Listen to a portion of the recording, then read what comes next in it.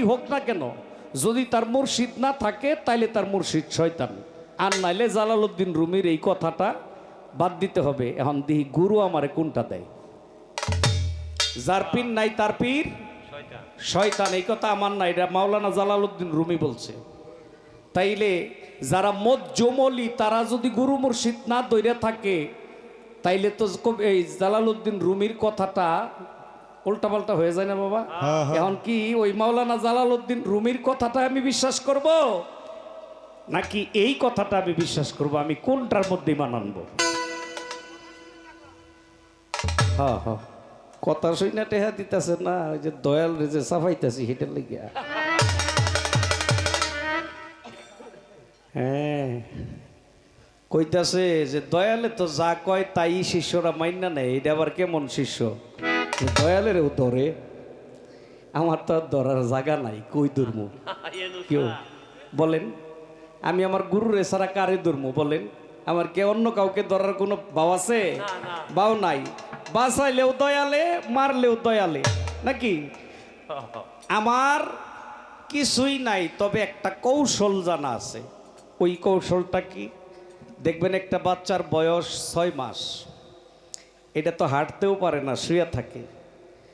তার মনে চাইছে যে একটু বেড়াইতো, একটু ঘোরাফেরা করতো।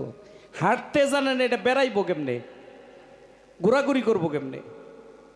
দেখবেন তারে শোয়ায় রাইখা মায়ে হয়তো কোনো কাজকর্ম করতেছে, হের তো পুঞ্জি একটাই, হে তো চিল্লাচিল্লি শুরু করছে।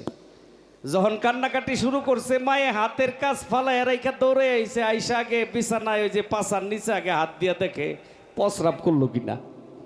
এখন হাত দিয়া দেখে বিছনা তো ভালো শুকনা, তাইলে কান্দে কেন?